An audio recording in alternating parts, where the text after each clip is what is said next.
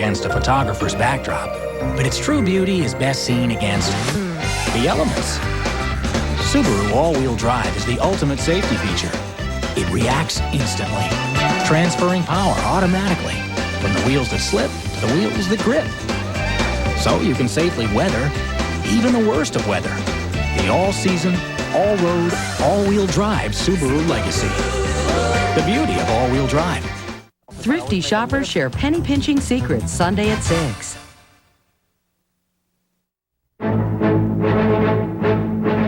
The North Koreans agree to free American pilot Bobby Hall. The results as one of those so-called rhino bullets is put to the test. And financial aid fraud involving athletes at the University of Miami. How much did the school and the coaches know? From ABC, this is World News Tonight with Peter Jennings. Sitting in tonight, Forrest Sawyer. Good evening. The confrontation between the U.S. and North Korea appears to be coming to an end. Late this afternoon, the U.S. announced that North Korea is about to release American pilot Bobby Hall. Hall has been held for 13 days since his helicopter was shot down over North Korean airspace and his co-pilot killed. North Korea has accused Hall of espionage and yesterday issued what it said was Hall's confession that he had illegally intruded deep into North Korea. Today, State Department spokesman Mike McCurry had this to say. Army Chief Warrant Officer Bobby Hall will be returned by the North Korean People's Army at Panmunjom within the next few hours after final arrangements have been made. ABC's Barry Dunsmore is at the State Department. Barry, what have you heard? Well, the details of the agreement, Forrest, are interesting. The United States, in its agreement, has expressed once again its sincere regret for the incident, which certainly falls short of the apology which the North Koreans had been demanding. At the same time, the United States has agreed to future military-to-military talks with the North Koreans, which is very much something they have been trying to get, and it will be seen as a concession to North Korea. As to what happens next, assuming that the schedule is followed, Airman Hall will be taken to Panmunjom at the demilitarized zone by the North Koreans, turned over to Ambassador Hubble, and then he will go to Seoul, to a hospital there where he will be debriefed and checked physically. At that time, Ambassador Hubbard will have a news conference in Seoul to tell us all about it. Assuming that Airman Hall is fine, he will then fly with Ambassador Hubbard to MacDill Air Force Base near Tampa, Florida, where he will be reunited with his family. And at that time, if he likes to, he will talk to the press. Obviously, one of the main questions that will be asked him is about that confession of yesterday. Interestingly, it may seem that that confession probably helped getting him released. In that alleged confession, Hall said, "Our deep intrusion into the territorial airspace of the DPRK is a grave infringement of sovereignty and a flagrant violation of international law. I admit this criminal action is inexcusable and unpardonable."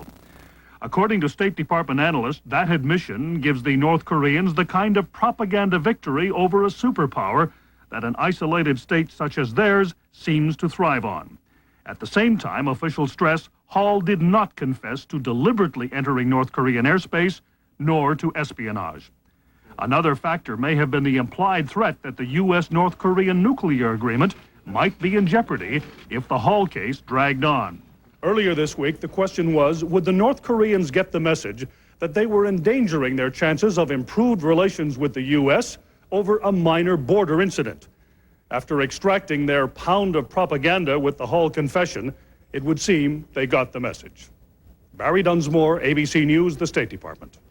Back home in Washington, there was political talk from President Clinton today, the clearest statement yet that he will run for re-election in 1996. He said he does not know if another Democrat will challenge him, but added, "I'm not worried about it." As for the immediate future, Mr. Clinton was asked by radio reporters if he sees gridlock ahead with the Republicans in Congress. Well, that depends on them. And whether, how they read the results of their elections and whether they're interested in putting the country first or playing politics. Those are all decisions they will have to make. Mr. Clinton's Secretary of Health and Human Services attacked the Republicans today on welfare reform. Donna Shalala said the Republican plan would take federal benefits away from 5 million children. What would we see? Countless young mothers and their children relegated to poverty, quite possibly on the streets, homeless, and without any hope for the future. Shalala called the Republican welfare proposals a cruel hoax. Still ahead, those grounded commuter planes called ATRs, what it will take to get them back in the air. The new armor-piercing bullets, they may be less than advertised. And an ABC News investigation into the University of Miami athletic department. Who knew what about illegal payments to student athletes? This is World News Tonight with Peter Jennings, brought to you by Lexus. It's the least we can do. It's last but not least. It will give you a new lease on life. Introducing the Lexus ES Lease. For a limited time, just $1,500 down and $399 per month for 36 months. It's an offer of such extraordinary value, not even the worst lease cliches can demean it. Put a visit to your Lexus dealer on your lease of things to do. Sorry. January 29th, after the Super Bowl. Stay tuned for the biggest TV event of the year. You've won $10 million. Watch Publishers Clearinghouse surprise this year's $10 million winner live as it's happening. Enter now and it could be you. My son is bringing his lady friend for dinner, and I've got such gas. So I take my Lanta Gas Relief Gel Caps with the best and only medicine for gas relief and an advanced gel cap. So who calls to cancel? They should both get gas. A new effort today to get a troubled commuter plane back in the air. Federal officials grounded cold weather flights of the European-built ATR planes after a fatal crash in Indiana this fall. Today, the Association of Flight Attendants called on the FAA not to lift the restrictions. But the company said that new tests prove the plane is safe. Here's ABC's John Martin. At the FAA this morning, officers of the plane's European manufacturer, ATR, met with U.S. aviation officials behind closed doors. The meeting was part of an intense effort by the company to get the FAA to lift its ban on flying the plane in icy conditions, a ban imposed following the crash in Indiana 2 months ago. The manufacturer has even hired this high-powered Washington law firm, Hogan & Hartson, to assist its effort. Last week, after a test in California, the company said the plane met FAA standards. But aviation officials told ABC News the ATR-72 did experience an unintended roll during the test. The FAA is reportedly considering whether to recertify the ATR-72 if it is modified in one of 3 ways. Paint its wings with chemicals to repel rain and prevent ice buildup. Install metal panels to deliver a continuous spray of de-icing fluid, or place special heating mats on the wings in front of the ailerons. After today's meeting, ATR's American president was asked if he could say whether the plane will return soon to service. No, the meeting is not completed. More talks are scheduled tomorrow. The FAA said it has made no decision. The firm reportedly wants the ban lifted within a few days on the assumption that once the ATR is flying, it will be harder next month for a new and possibly hostile Congress to insist that it be grounded again. John Martin, ABC News, Washington. At long last today, a look at one of those 2 new bullets supposedly designed to cause maximum damage to human flesh. There are doubts about the very existence of one of them. A bullet the manufacturer claims can pierce a bulletproof vest. And ABC News has conducted tests that cast doubts about the destructiveness of the other. Here's ABC's Mike Von Friend. David Keene claims his bullets are the most lethal handgun bullets ever produced. But ballistics experts are skeptical because Keene won't conduct tests before independent examiners. Mr. Keene, the NRA is saying that your bullets are a hoax. You're on private property. No, but aren't you going to defend your bullets? ABC News Nightline has obtained 4 rounds of the bullet Keene wants to sell to the public. They were tested today at a ballistics laboratory recommended by the Bureau of Alcohol, Tobacco, and Firearms. In the Nightline test, the bullets were not nearly as damaging as Keene has claimed. The average penetration was 3.5 inches deep and less than 2 inches wide, not the 9 inches deep and 4 to 5 inches wide that Keene claimed. The conclusion of the ballistics experts who conducted the Nightline demonstration is that the Rhino bullet makes about the same size wound as other fragmenting bullets already available at many of the 250,000 licensed ammunition dealers throughout the United States. In terms of performance, as we've seen with the gelatin test, I'd say there's very little that's novel. The ATF said today that it now has 5 of Keen's Rhino bullets, which it will be examining at its headquarters in Washington. The ATF says it anticipates giving Keen permission to sell his Rhino ammo very soon. As for Keen's other bullet, an armor-piercing one that no one has seen, an ATF spokesperson said today the Bureau now doubts it even exists. Mike Von Fremd, ABC News, Huntsville, Alabama. A full report on those Rhino bullets and what the firing test revealed later this evening on Nightline. One note about the business of sports. The National Hockey League has set a deadline. The season must start by January 16th or it will be canceled. With no contract, the owners locked out the players in October, and there are no talks scheduled. On Wall Street, the Dow Jones Industrials lost 6 points today to close at 38.33. Trading was moderate. On the NASDAQ exchange, stocks gained 7 points. When we come back, the scandal at the University of Miami Athletic Department and ABC News investigation.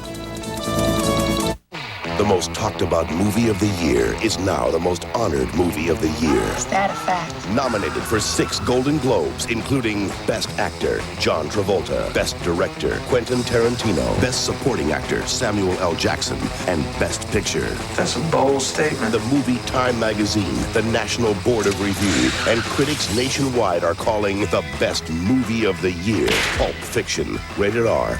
Now playing at theaters everywhere. Fibercon or Metamucil? Both give you the same predictable regularity, the same natural action of fiber.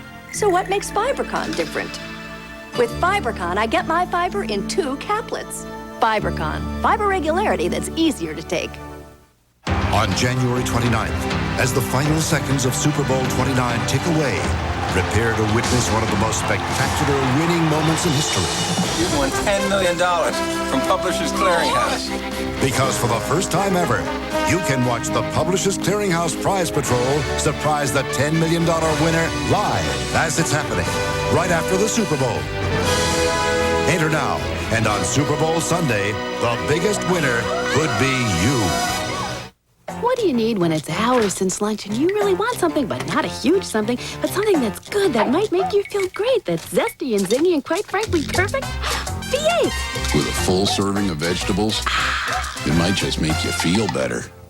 For every unbearable chill, for every wrenching cough, every fever, every ache, every miserable congestion, it's got to be Theraflu every time.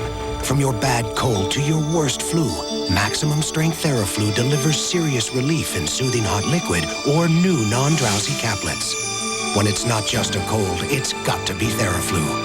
Hot liquid or new non-drowsy caplets. Want to make $1 million? These people figured out how. It's the easiest way nowadays to make a buck without having a gun in your hand. It's illegal. You're paying for it, and we have the scam on tape. A primetime investigation tonight. This is the biggest weekend of the year in college football, but for the number 3 ranked team, what's happening off the field may be more important. Last spring, the University of Miami Athletic Department was shaken by a major scandal involving illegal financial aid payments to student athletes. An ABC News investigation has found the university may have an even bigger problem on its hands. Here's ABC's Armin Katayan. Walsh lofting the ball. Irvin is open. Touchdown, Miami. They dominated college football in the 1980s, claiming 4 national championships in the last 12 years. Now, as the University of Miami Hurricanes prepare for a run at number 5, the school is trying to contain the damage from the financial aid fraud case. The fraud existed for 2 years, and the fraud existed within almost every sport at Miami's athletic department. Last March, former Miami assistant academic advisor Tony Russell pled guilty to federal financial aid fraud involving Pell Grants, Department of Education grant money earmarked for students of families earning less than $25,000 a year.